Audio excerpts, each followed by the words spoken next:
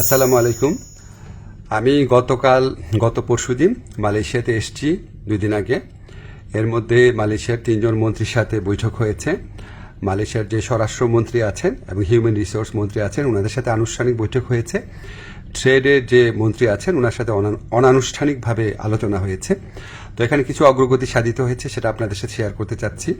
প্রথম খবর যেটা, আপনারা জানেন গত বছর মালয়েশিয়ার প্রধানমন্ত্রী আনোয়ার ইব্রাহিম সাহেব বাংলাদেশে গিয়েছিলেন। উনি বাংলাদেশের এখন যে আপনার অন্তর্বর্তী সরকারের যে আমাদের প্রধান উপদেষ্টা আছেন ডক্টর মোহাম্মদ ইউনূসের ব্যক্তিগত বন্ধু।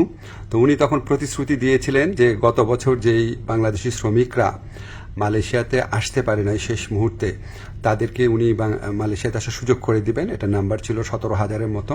তো এটা ভিত্তিতে আমরা অনেক আলোচনা করেছি। তো তারা বলেছে তারা ব্যাচ ওয়াইজ নিবে। তো প্রথম ব্যাচ হিসাবে 7,926 জনের তালিকা ওনারা চূড়ান্ত করেছেন এবং এটা খুব অল্প সময়ের মধ্যে ওনাদেরকে মালয়েশিয়াতে কাজ করার সুযোগ দেওয়া যাবে, এই প্রক্রিয়া শুরু করে দিয়েছেন ওনারা। সেকেন্ড যে নিউজটা, ভবিষ্যৎ কর্মসংস্থানের ক্ষেত্রে আমরা বিভিন্ন সূত্রে জেনেছি আগামী কয়েক মাসে মালয়েশিয়া 1 থেকে 1.5 লক্ষ বিদেশি শ্রমিক নিতে পারে। তো আমাদেরকে মালয়েশিয়ার যে ইন্টেরিয়র হিউম্যান রিসোর্স মিনিস্টার আছে উনি আশ্বস্ত করেছেন লোক দেওয়ার ক্ষেত্রে বাংলাদেশকে সর্বোচ্চ অগ্রাধিকার দেওয়া হবে। বাংলাদেশ থেকে সবচেয়ে বেশি লোক নেবেন ওনারা, এটুকু আশ্বাস আমরা পেয়েছি। তো আমরা অনুরোধ করেছিলাম বাংলাদেশে যারা রিক্রুটিং এজেন্ট আছে তাদের সবার জন্য যেন উন্মুক্ত করে দেওয়া হয়, যাতে সবাই লোক পাঠানোর সুযোগ নিতে পারে। এটা আমরা অনেক ভালোভাবে বুঝিয়ে বলেছি। তো ওনারা বলেছেন ওনারা এটা ভালোভাবে বিবেচনা করে দেখবেন, আমাদেরকে অচিরেই ওনারা এই ব্যাপারে সিদ্ধান্ত জানাবেন। তো আমাদের একটা বড় অগ্রগতি যেটা হয়েছে, আমি মালয়েশিয়ার যে ইন্টেরিয়র মিনিস্টার আছে ওনাকে রিকোয়েস্ট করেছিলাম, আমাদের শ্রমিকরা মাল্টিপল ভিসা পায় না, সিঙ্গেল এন্ট্রি পায়, অন্য দেশের শ্রমিকরা পায় মাল্টিপল এন্ট্রি।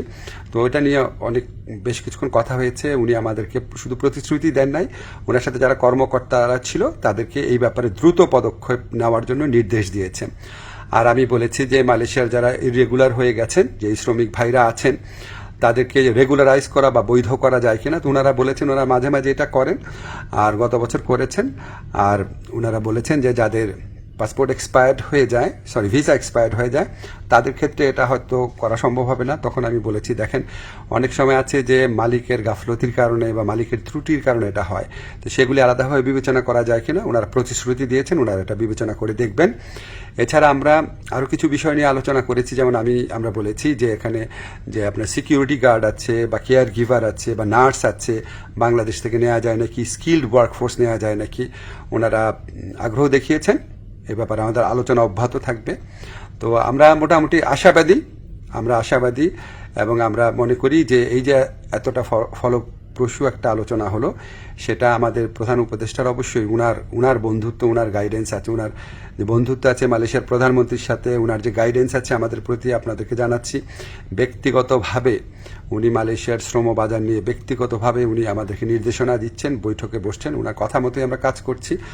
আর আমাদের এখানে প্রধান উপদেষ্টার যে স্পেশাল এনভয় আছে লুৎফে ভাই, উনি আলোচনায় অংশ নিয়েছেন, অনেক অবদান রেখেছেন। আমাদের প্রবাসী কল্যাণ মন্ত্রণালয়ে যারা আছেন তারা গত কয়েক মাস ধরে চেষ্টা করে যাচ্ছেন বিষয়গুলো এগিয়ে নেওয়ার জন্য। আপনাদের দোয়া ছিল, এই জন্য এতটুকু অগ্রগতি হয়েছে। আপনারা দোয়া করবেন আমরা যেন মালয়েশিয়া যারা শ্রমিক ভাই আছে বা যারা আসতে চান তাদের যেন সত্যিকারে কল্যাণকর কিছু করতে পারি। ধন্যবাদ আপনাদের সবাই।